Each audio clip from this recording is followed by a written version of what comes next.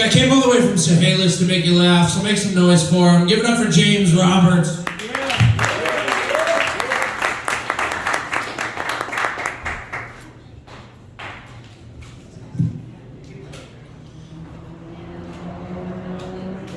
How's it going for the remaining 11 of you? Oh, there's more in there. Okay. 15. 18. So it's recently been brought to my attention that I look kind of intimidating, but I've also been told I have a baby face. So I guess I just look like a scary baby. Yeah, I've also been told I look like I have dick-sucking lips. So I guess I look like a scary baby with dick-sucking lips. And now you guys cannot unsee it.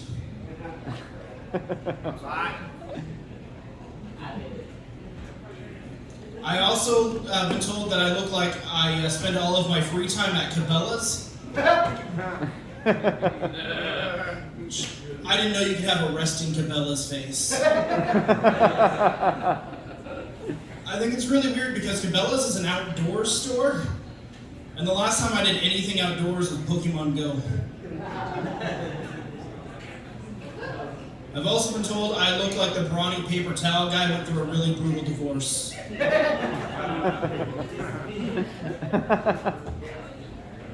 I look like I lost my virginity in a cornfield.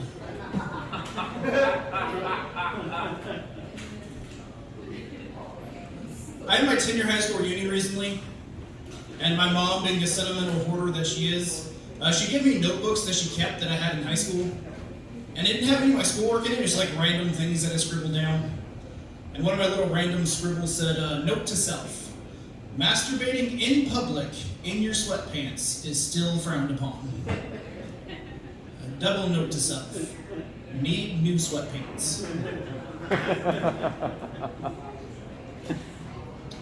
I was at the store the other day and I was buying a lottery ticket because this is a free show.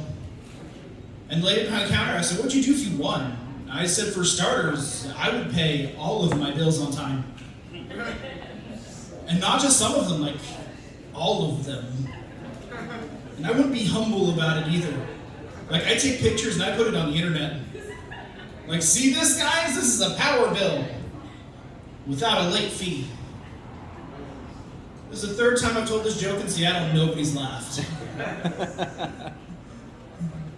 Although, one time I did get an applause break, which was really weird. That's how you know you have an audience with money. Like, oh yeah, we really respect the fact you're responsible with the money you don't have. Thanks. Next thing I'd do if I won the lottery, I'd build a town. Like from the ground up. I told my sister this, and she said, what would you call it, Jamestown? So that's a terrible idea. Like, if I get the golden, once-in-a-lifetime opportunity to name a city, I'm not going to name it after myself. I'm not going to call it Jamestown. I'm going to call it Pound Town. A big old welcome sign that says, welcome to Pound Town. Population, you. Next thing I'd do if I won the lottery, I'd buy a racehorse. Like one for the Kentucky Derby. And I named him My Face, because I feel like if a racehorse named My Face, just magic would happen. All right, just imagine this: you're at the Kentucky Derby, maybe placed a few bets or whatever, and if you're ready, they're off. We've got Secretary out front, followed by Black Beauty, then Spirit, Sound Simran, and finally we have My Face buried in the rear. That's not even where the magic would happen. It wouldn't even be magical if My Face won by a nose.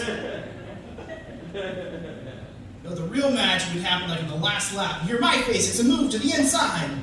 Because at that moment, you get all these rich people trying to make a quick buck off My Face. You know, they really start getting into it, like chanting, and cheering, like, go! Go! Come on, My Face! You can do it! Come on, My Face!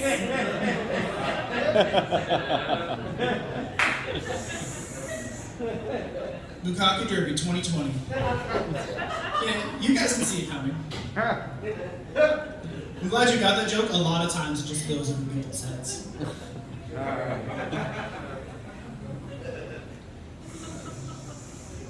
So believe it or not, I actually have stage fright, like really bad.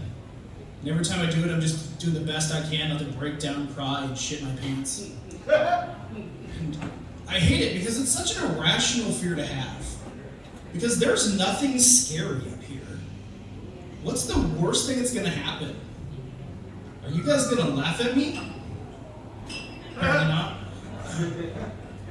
But I was talking to a buddy of mine about the stage fright thing, and some guy overheard. He's like, "Why don't you just smoke some weed before you go on stage, man?" The answer to that is, I don't smoke. And he got offended by that. He's like, why not? It's legal here. I said, yeah, bestiality is legal in Kentucky. It doesn't mean I want to line up in the winter circle over there and just fuck my face.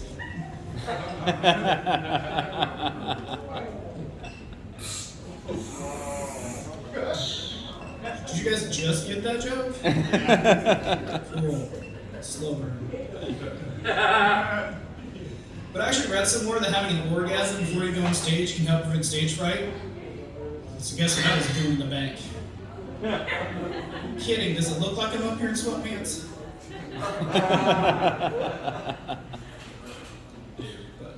But even though I had stage fright, I really love doing comedy. I love making people laugh. I learned something really cool about laughing the other day. I learned that laughing releases a chemical in your brain that recharges your T cells.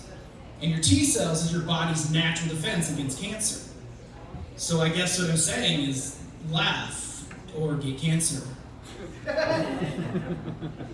That killed a cancer benefit, by the way. But I gotta travel a lot. Like, I'm from Chehalis. Like, I am the best comedian in Lewis County by default. I am the only one. Like, if we had a statewide competition, I would come at least 39th place, depending on my bracket. But I gotta travel a lot, come up all the way up here to Seattle, Spokane, Oklahoma City. I went to North Dakota once, not for comedy. A buddy of mine had a job interview over there, and his car broke down, so I had to go save him.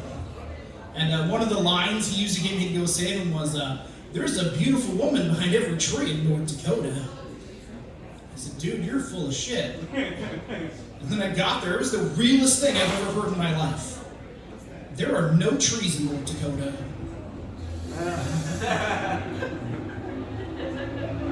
Like, not even one.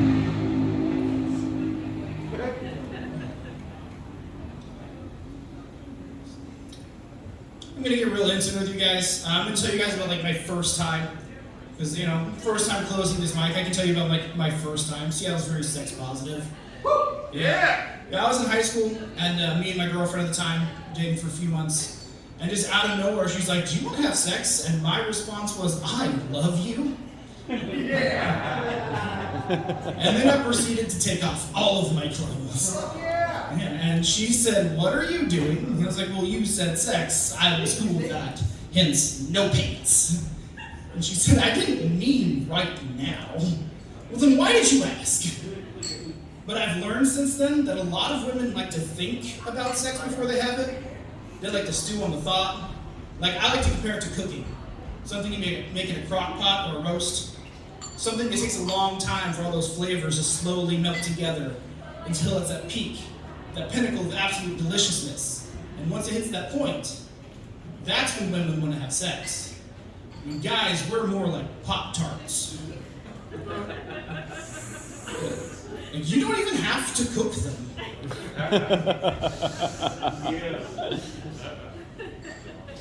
But she decided that we were gonna set a date, and during that time we were gonna research sex because we were both virgins. And the gist of our research was to talk to her friends who've had sex before, because my friends wouldn't be any help. And pretty much the conclusion that they came to was to use lube, and the first 2 times we're gonna suck. For her, they were gonna be great for me. And my girlfriend, being as awesome as she was, she decided we were gonna get the shit times out of the way, and we were gonna have sex twice. I was like, my girlfriend is amazing. So the magic day finally came. Spoiler alert, and so did I. Yeah, I did a lot of preparation. Like, I didn't wear sweatpants for a whole week. Got one laugh on that callback. Cool.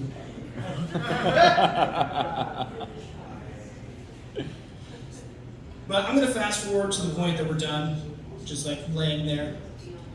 And I asked what I thought everyone I think asked, so how was it? And she said, I'm not going to lie, it wasn't nearly as bad as they said it was going to be. Mostly it just hurt. And I don't know why, but in that moment, I just felt like my brain gave my dick a high five. Like, good job, buddy, good for you, way to go. You did it. And they failed to mention a lot of shit in our research, like how gross sex is. And I'm not just saying that because I pulled a bag of my own jizz off my dick.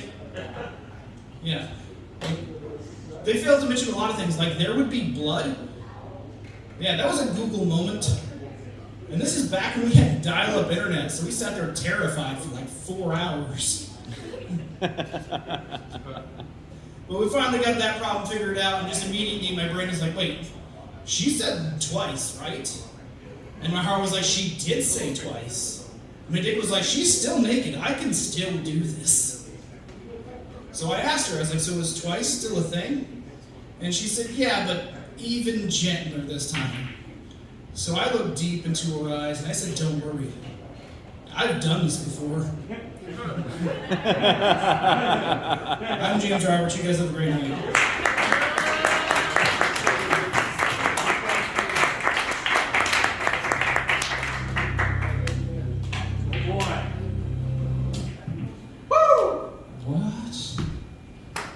Let's hear it one more time for James Roberts.